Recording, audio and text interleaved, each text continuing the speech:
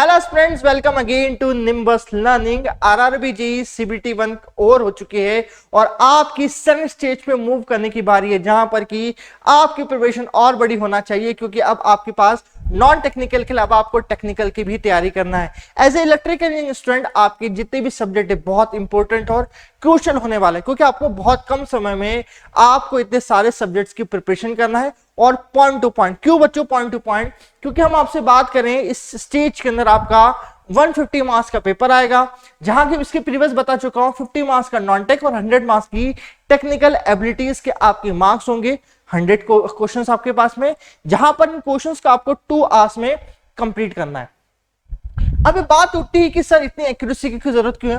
क्योंकि बच्चों यहां पर भी आपके पास में 1/3 की नेगेटिव मार्क्सिंग आपके पास होगी आपके पास में, और 40% का आपके पास में कट ऑफ के लिए आपको कंप्लीट करना पड़ेगा क्वालिफिकेशन के बच्चों आपके पास में। तो चलिए, तो हम बात करते हैं कि सर ऐसे कौन कौन से ट्रिकी सब्जेक्ट्स हैं कुछ साल के एनालिसिस के आपको इंपॉर्टेंट लेके आऊं अलग अलग पेपर से। कहां से? 2014, 2015, 2019 और आपका 2025 के प्रीवियस जो आपके पास हुआ रिजल्ट आया है, एक एनालिसिस आपके अलग अलग सब्जेक्ट्स की कि कहां पर कितना पोर्शन पूछा गया था आपके पास में। कुछ सब्जेक्ट मैंने यहां पर एलिमिनेट कर दिए हैं, जैसे कि आपके पास कंट्रोल सिस्टम, पावर इलेक्ट्रॉनिक जैसे, क्योंकि वो सब्जेक्ट कुछ क्वेश्चन आए, मगर आए जरूर हैं आरआरबी जेईई के अंदर, मगर ऐसा लगता नहीं कि वो सिलेबस का पार्ट है बच्चों।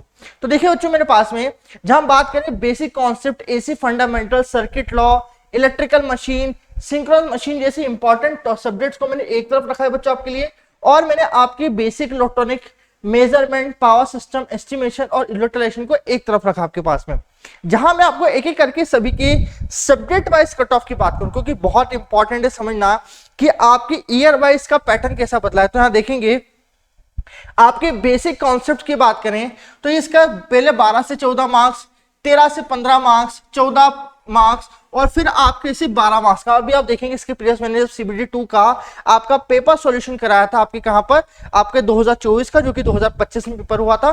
ये वही 2025। हाँ, ये मत बोलना कि सर 2025 का पेपर तो कब होगा।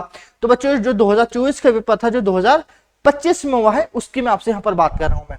ठीक है, तो यहां आपका सिर्फ 12 मार्क्स का क्वेश्चन था, ज्यादा क्वेश्चन नहीं देखे गए थे हमारे पास में। वही इतनी कि आपका थोड़ा इसका वेटेज कम हुआ। जहां एसी फंडामेंटल्स की बात की जाए 8 से 10 मार्क्स, 9 से 11 मार्क्स थोड़ा बड़ा था 2015 में, फिर सडनली हमारे पास 7 से 8 मार्क्स ही क्वेश्चन आने चालू हुए, जो कि मैंने इसके प्रीवियस वाले हमने एनालिसिस में देखा था कि रेजोनेंस के क्वेश्चन ज्यादा आने लगे, जहां पर कि सीरीज पैरेलल का रेजोनेंस हमने जो बात किया था, जहां पर कि हमने बैंडविड्थ कैसे निकाली जाती है इसके ऊपर हमने बात की थी आप लोगों से बच्चों। ये टॉपिक आपके यहाँ पर आ रहे हैं मेरे पास में।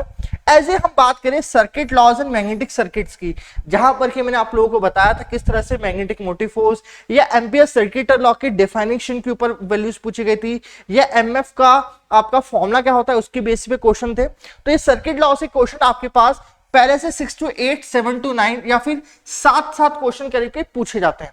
तो यहां पर इंपॉर्टेंटली देखेंगे आप एसी फंडामेंटल पे और बेसिक कॉन्सेप्ट पे थोड़ा ज्यादा ध्यान देंगे। वही इलेक्ट्रिकल मशीन की बात करें, शुरुआती दिनों में ये 18 से 20 मार्क्स का पूछा था, हाँ मगर अच्छा पूछा था।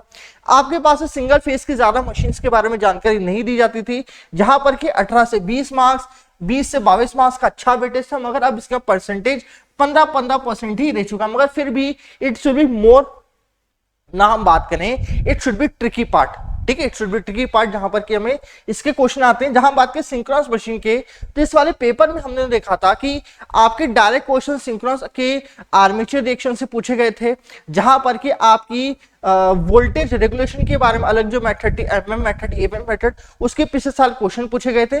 तो उनकी भी तैयारी करके जाएगा। छोटे छोटे क्वेश्चन पूछाते हैं मगर इफेक्टिव क्वेश्चन पूछाते हैं, जैसे कि पिछली बार पूछा गया था कि आपका हाइड्रोइलेक्ट्रिक पावर प्लांट में जो हमारे टर्बाइंस होते हैं वो क्यों इस्तेमाल किए जाते हैं मेरे पास में।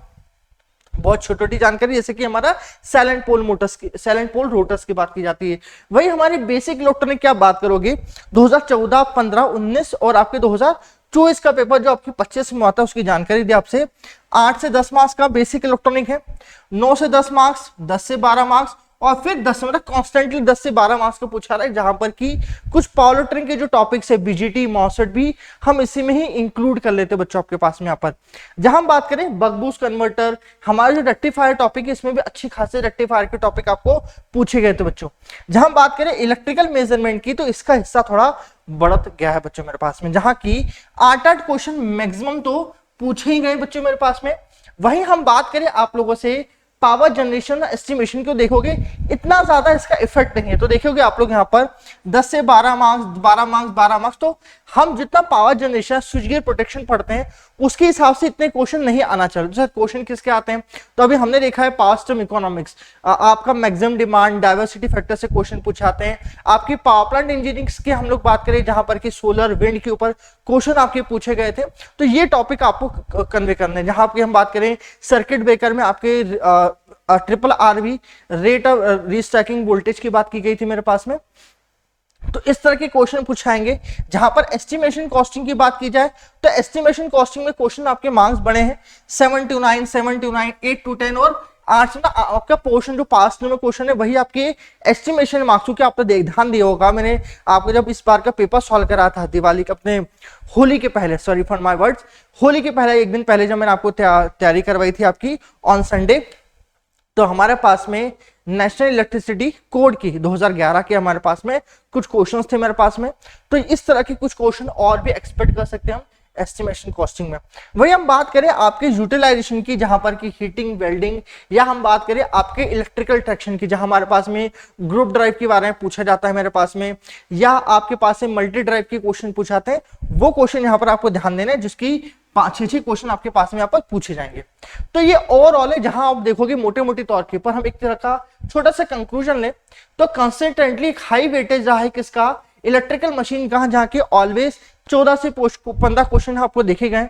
रिसेंट ईयर में इतना ही क्वेश्चन है। Electrical basic electrical power system को कंबाइन करा जाए, ये बैकबोन है, जहां पर कि आपको 100 में से 20 मार्क्स यहां से मिलेंगे आपको, आपके पास कुल मिला के आपके पास करें। वही आपकी सब्जेक्ट जैसे कि हम बात करें बेसिक और डिजिटल इलेक्ट्रॉनिक, कुछ क्वेश्चन डिजिटल इलेक्ट्रॉनिक के और कंट्रोल सिस्टम की। कंट्रोल सिस्टम क्यों बोल रहा हूं, आप लोगों ने कई बच्चे बोल सकते हैं कंट्रोल सिस्टम कहां से आया, तो बच्चों हमारी नेटवर्क जो एनालिसिस है, ठीक है, वहां पर हमारे पास लाप्लास इनवर्स के क्वेश्चन आते हैं। ठीक है, ये क्वेश्चन हम बेसिकली बात करते हैं कि सर आपका कहां होगा, कंट्रोल सिस्टम का पार्ट है। ठीक है, यही बात करते हैं। एक क्वेश्चन आपने देखा था जहां पर कि मुझे लाप्लास इनवर्स पूछा गया था आपके पास में। इस तरह के क्वेश्चन हम कंट्रोल सिस्टम में इंक्लूड कर रहे हैं, इसलिए हम आपसे कह रहे हैं कि ये कंट्रोल सिस्टम का कुछ पार्ट आपका पूछा जाना चालू हो चुका है। मगर हम बात करें नॉर्मल रूप से तो नेटवर्क के थोड़े typical question inclusion of Laplace transformation पूछे जाते हैं। हाँ, जहां तक बात करें राउट सर्विस क्राइटेरिया पूछा गया नहीं सर, क्या आपको रूट लॉस है पूछा गया नहीं सर, इतना डेप्थ में नहीं, बस बेसिक लाप्लास ट्रांसफॉर्मेशन उसके बेसिक कॉन्सेप्ट पूछेंगे, इसलिए मैंने कहा थोड़ा सा पार्ट थोड़ा पूछना चालू हो चुका है। भाई स्लाइट रिड्यूस शेयर किसका हुआ है, इलेक्ट्रिकल फंडामेंटल का हमने पिछली बार बात की थी कि सर थोड़ा पोर्शन कम पूछना चालू हुआ है।